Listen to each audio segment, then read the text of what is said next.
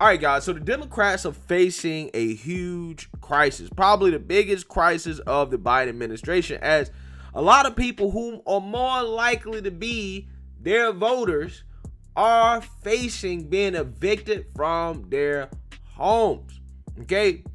And we're talking about millions of people. Millions of people could potentially be homeless in the next few days and over the next few weeks as the national eviction moratorium is going to be lifted tonight. Okay, it's going to be lifted tonight. And we have some angry landlords out here who have not been getting their money, who have been screwed over by the federal government, right? Because the federal government has says, hey, you cannot kick out these people who aren't paying rent because of COVID-19, right? You can't kick them out, okay? Just because they lost their jobs, they can't pay, you can't kick them out. Even though, the federal government has compensated people who have lost income, right? If you lost income, you've been compensated by the federal government handsomely, okay? And a lot of people just chose not to pay rent, to be quite honest with you. They was like, oh, well, I don't have to pay rent. They can't kick me out. So why would I, right? You just pocket the unemployment check, right? Or you just keep pocketing your regular check knowing that you ain't really got to pay. And once you eventually get kicked out, then you can just go get another apartment. And again, after pocketing all that money. Now, here's the thing. Again, landlords are furious, right? They've been challenging this in court, right? Because they want their money. They don't play about their money. And the Supreme Court kept the eviction moratorium in place. However, they said you can't extend it anymore, right? If you extend it moving forward, it has to be done through an act of Congress. And the Democrats failed to do that last night. They failed to do it last night. And guys, the purpose of this video is to show you that the Democrats, this crisis, they created themselves. This is honestly almost 100% the Democrats' fault because they had plenty of time to extend the eviction moratorium deadline, or they could have basically addressed the root of the problem, which is the fact that the government is slow getting out the aid that they're supposed to have to fix this problem in the first place, right? They should have put more effort into that, but instead they said, no, Trump, voting rights and January 6th are so much more important than your ability to have a roof over your head. Trump is the worst enemy. January 6th is your worst enemy. White supremacists is your worst enemy. And these white supremacists are trying to take away your rights to keep us in power. Stuff like that, right? They wasted all that political capital on other things. And also on top of that, they were in favor of closing down schools, right? They were in favor of lockdowns. They probably going to go back to that, right? Which basically made it harder for people to keep their jobs. It made it harder for them to pay their rent, okay? And not only on top of that, they signed up for a big bureaucratic mess in regards to actually distributing the funds, which is really a damn shame that our government is this inefficient, even though the help is actually there. So I'm going to read the details here and go from there and just kind of talk about how this really is a Democrat-created crisis, to be quite honest with you. So let's read here. A nationwide U.S. eviction moratorium was set to expire Saturday night after Joe Biden and Democrats in Congress failed to align on a long-shot strategy to stop millions of Americans being forced from their homes during a COVID-19 surge. More than 3.6 million Americans are at risk of eviction, some in a matter of days, as nearly $47 billion in federal housing aid to states during the pandemic has been slow to make it into the hands of renters and landlords. The moratorium expires at midnight on Saturday. Guys, think about that. $47 billion. I think that only 3 or 4 billion or so of that has been actually distributed. That's how inefficient our government is, guys. This is why government interference most of the time is not a good thing, right? All that money. And this stuff was authorized back in December under Trump. And then it was authorized in March under Biden. And it's been, 6-7 months? And they still can't get the money out. That's how bad our government is, guys, at executing on things. It's terrible. It's basically unacceptable. Tensions mounted late on Friday as it became clear there would be no resolution. Biden called on local governments to take all possible steps to disperse the funds. Evictions could begin as soon as Monday. Quote, there can be no excuse for any state or locality not accelerating funds to landlords and tenants that have been hurt during this pandemic, Biden said. Every state and local government must get these funds out to ensure we can prevent every eviction we can. The stunning outcome exposed a rare divide between the president and his allies on Capitol Hill, one that could have a long-lasting impact. Biden set off the scramble by announcing he would allow the eviction ban to expire.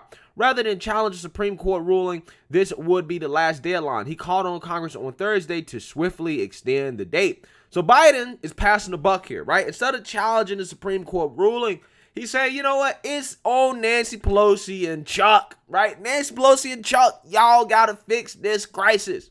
Okay, y'all got to fix this. It's on y'all, right? Typical Biden. Surprised he didn't pass it off to Kamala.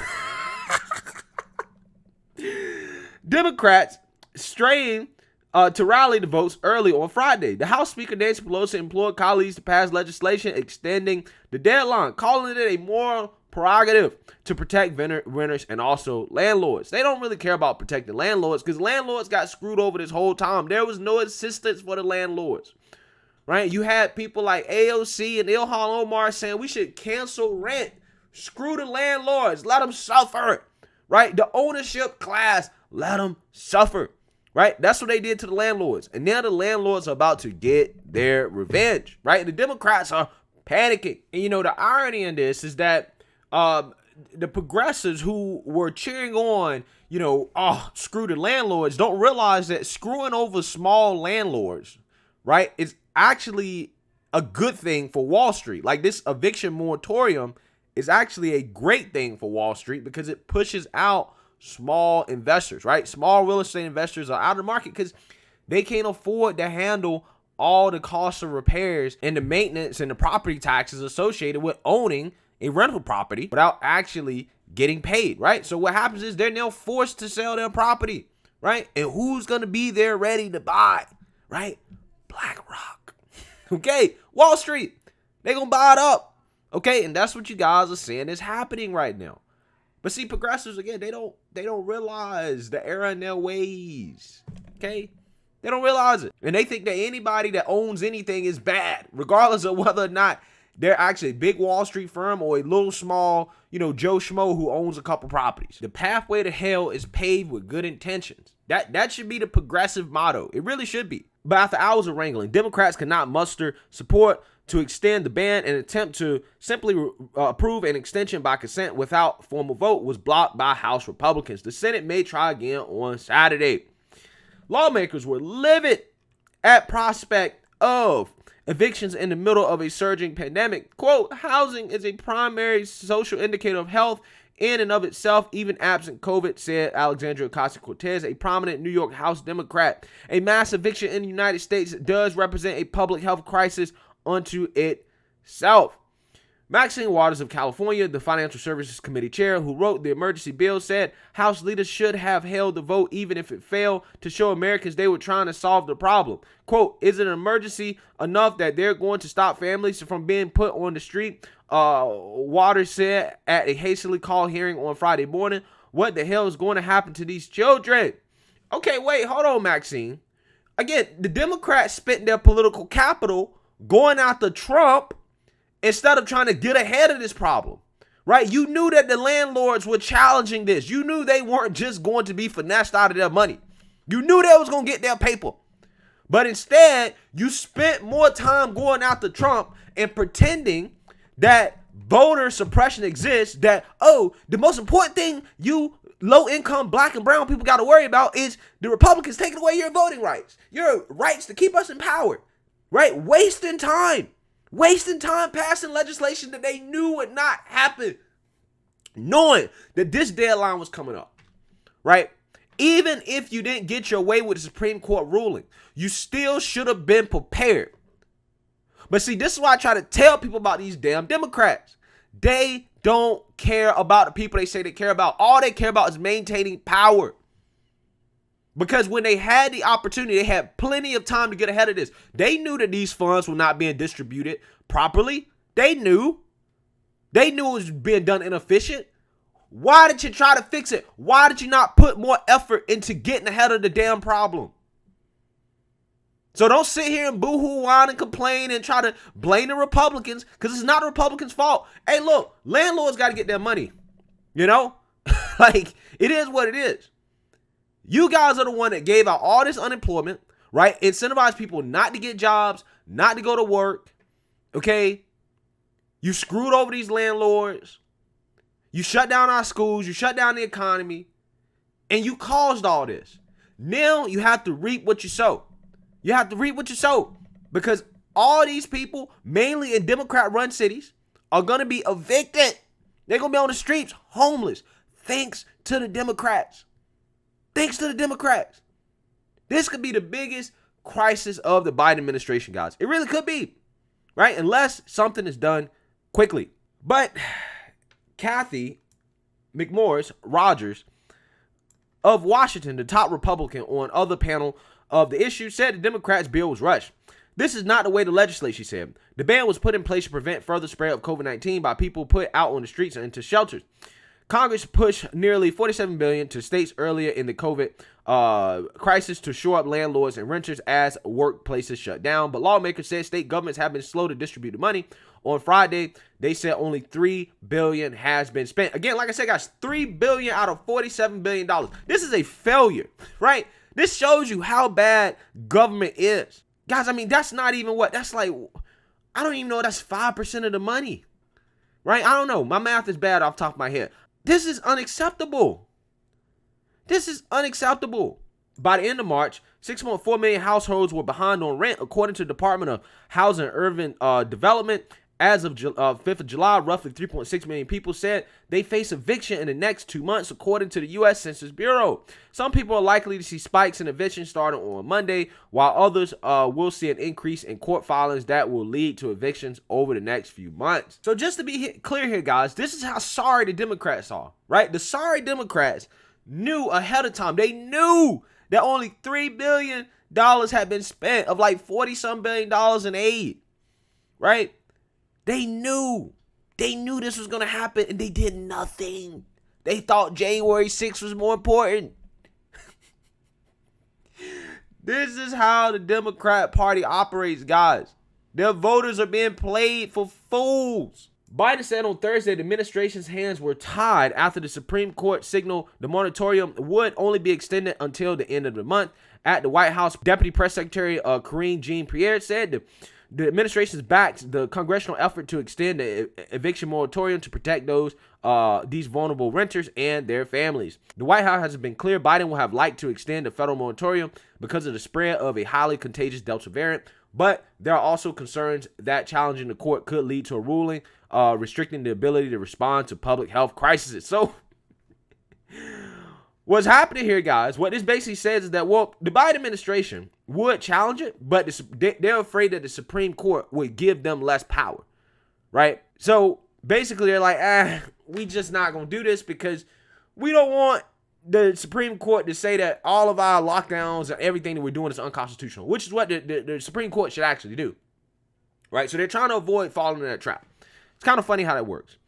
The administration is trying to keep renters in place through other means. It released more than $1.5 billion in federal and rental assistance in June, which helped nearly 300,000 households.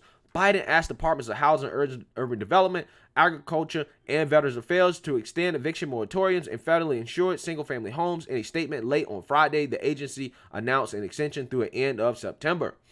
On a 5-4 vote last month, the Supreme Court allowed the eviction ban to continue through July.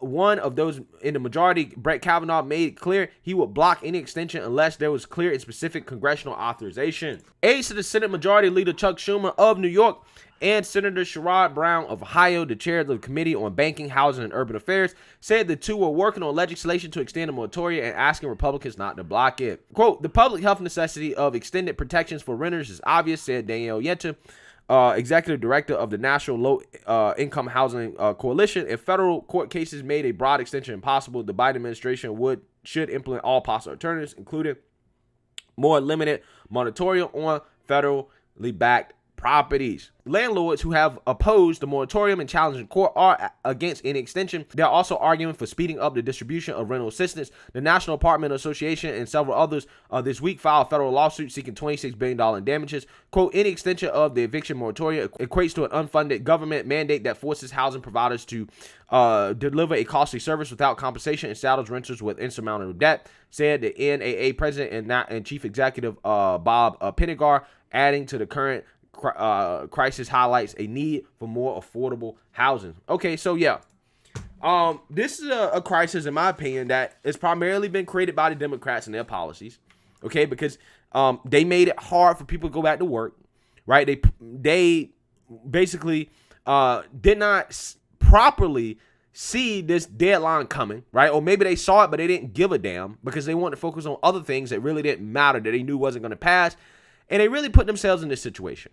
Okay? They put themselves in this situation. So, again, this crisis, guys, could be one of the biggest crises of the Biden administration. A lot of people that probably voted for him are going to get screwed over in these liberal cities, right? A lot of people, okay, due to what he did and his policies. So, we will see. But let me know what you guys think. Make sure you like, comment, and subscribe. Most importantly, share a Black conservative perspective. Peace.